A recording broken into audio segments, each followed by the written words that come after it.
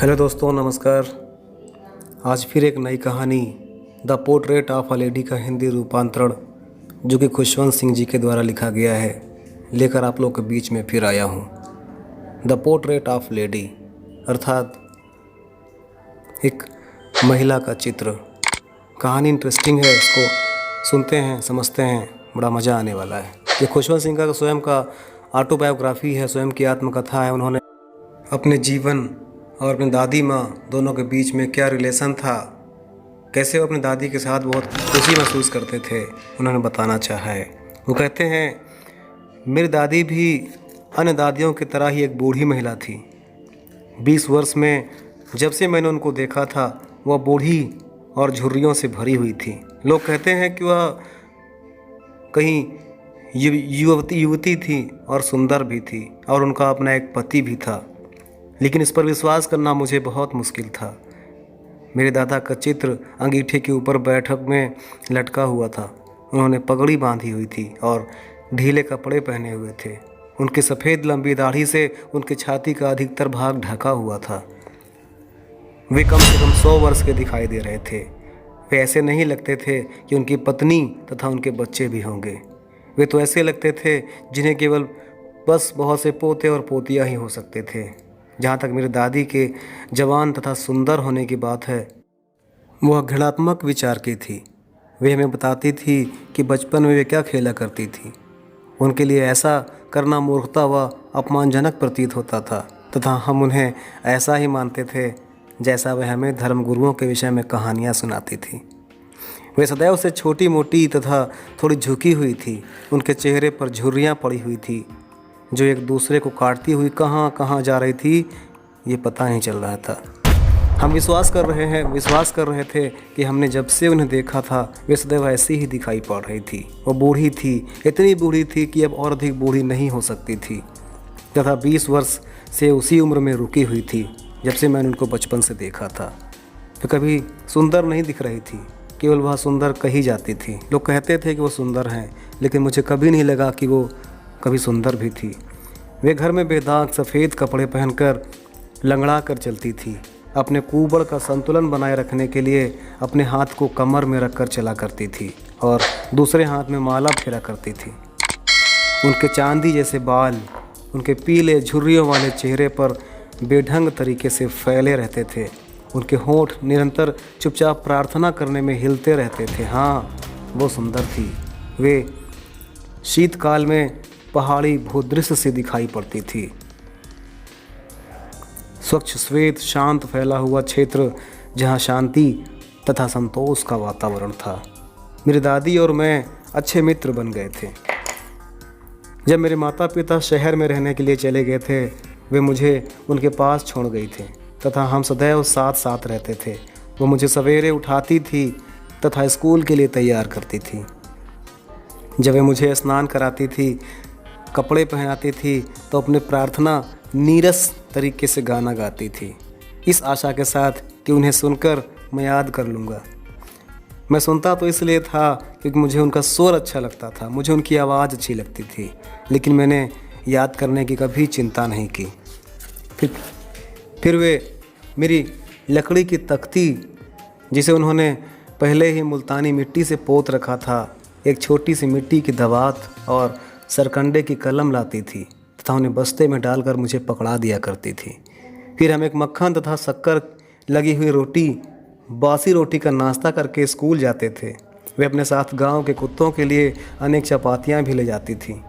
मेरी दादी सदैव मेरे साथ स्कूल जाती थी क्योंकि स्कूल और मंदिर आपस में जुड़े हुए थे।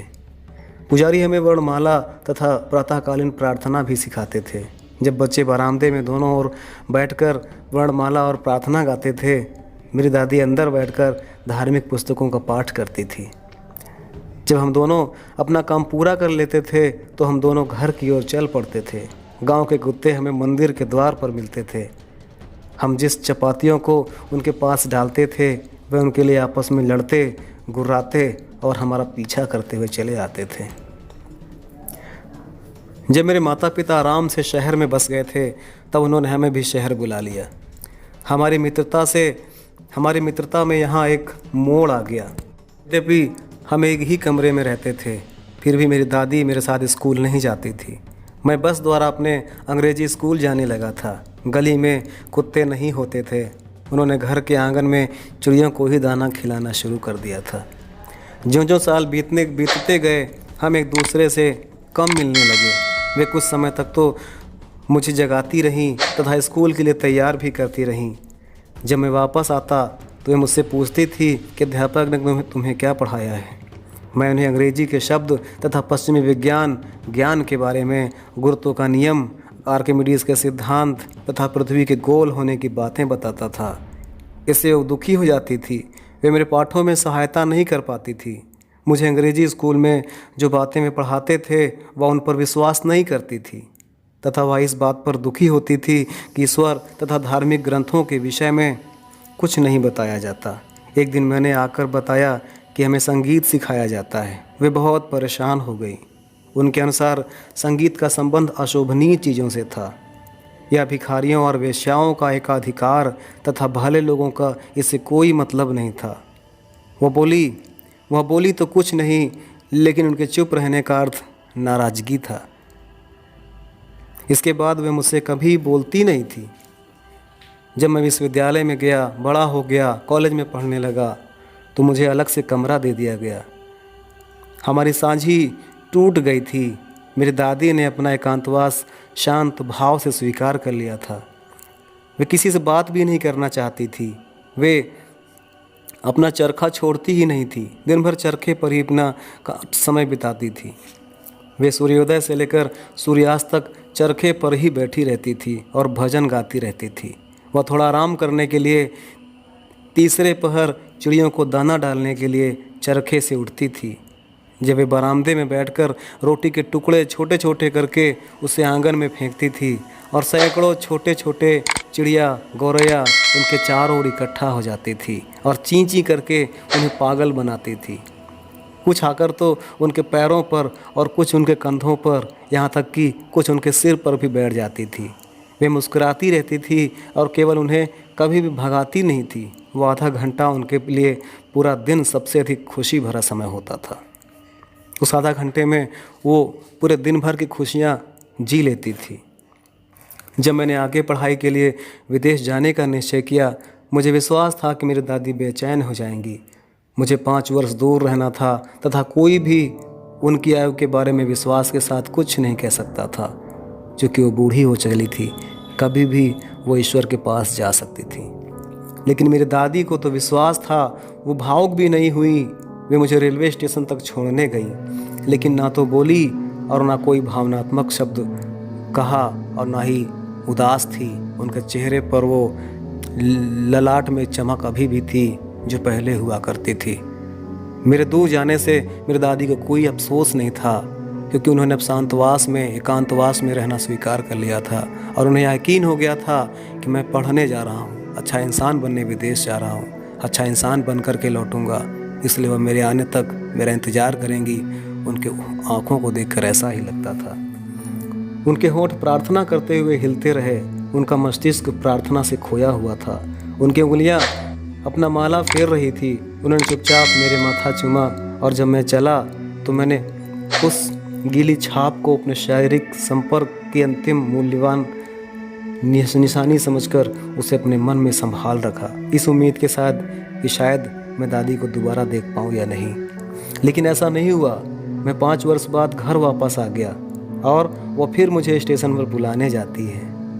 वे एक दिन भी अधिक बूढ़ी नहीं लग रही थी। जब मैंने उनको 5 वर्ष पहले छोड़ा था और अब 5 वर्ष बाद मिल रहा हूँ तो उनके चेहरे में कोई अंतर नहीं आया था। वो तब भी बूढ़ी थी और आज भी उतनी ही बूढ़ी थी। अब भी शब्दों के लिए उनके पास समय नहीं था। उन्होंने मुझे अपनी बाहों में भर लिया तथा मैंने उन्हें प्रार्थना गाते हुए सुना। उनके होंठ हिल रहे थे और अभी भी वो होंठ से प्रार्थना गा रही थी। ऐसा लग रहा है जैसे वो मुझसे मिलने के कारण ईश्वर का शुक्रिया अदा कर रहे हो। मेरे वापस आने से पहले दिन ही उनका सबसे अधिक खुशी का समय चिड़ियों के साथ ही बीता, मेरे साथ नहीं। उन्हें मैं पहले से अधिक देर तक खिलाती रही तथा हंसी और फटकार करती रही। शाम के समय उनमें परिवर्तन दिखाई दिया। उन्होंने प्रार्थना नहीं की, उन्होंने पड़ोस की महिलाओं को इकट्ठा किया, एक पुराना ढोल लेकर गाना शुरू कर दिया। वे कई घंटों तक उस ढीली ढाली ढोलक को बजाती रहीं और वीरों के घर वापस आने के गीत गाती रहीं। उन्हें अधिक जोर नहीं मारने के लिए राजी करना पड़ा था। बहुत ज़ोर ज़ोर से ढोल को बजा रही थी।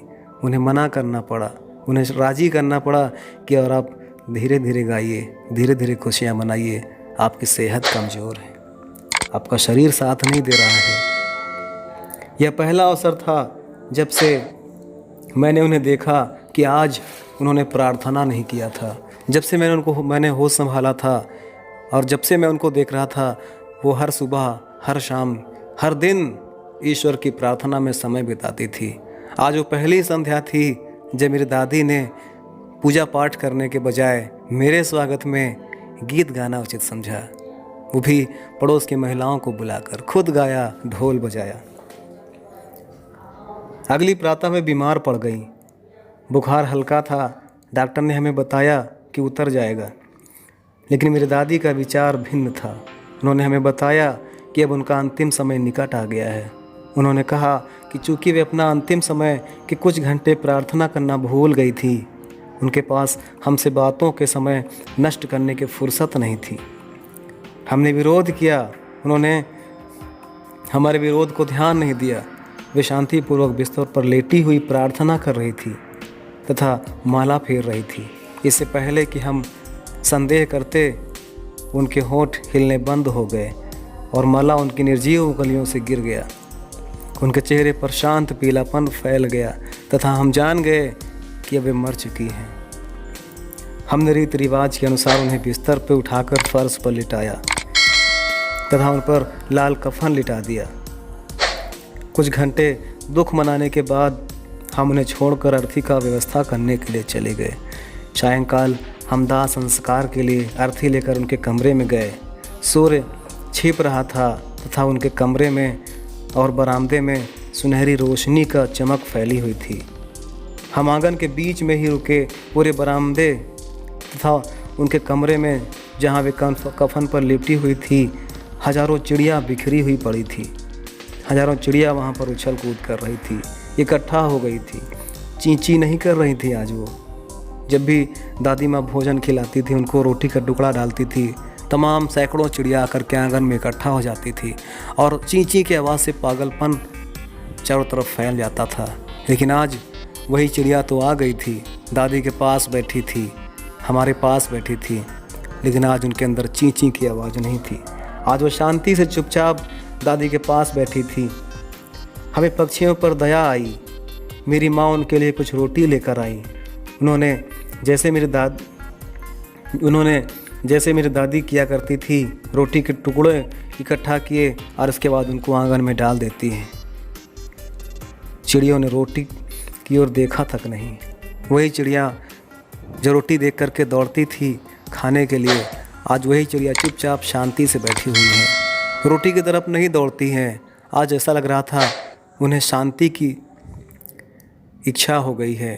दादी माँ के दुख का एहसास उनको हो गया है। आज उन्हें ऐसा लग गया है कि वो दादी माँ जो हमें रोज़ भोजन खिलाती थी, अब वो शायद इस दुनिया में नहीं है। ऐसा पक्षियों को भी, मूक पक्षियों को भी एहसास हो गया था।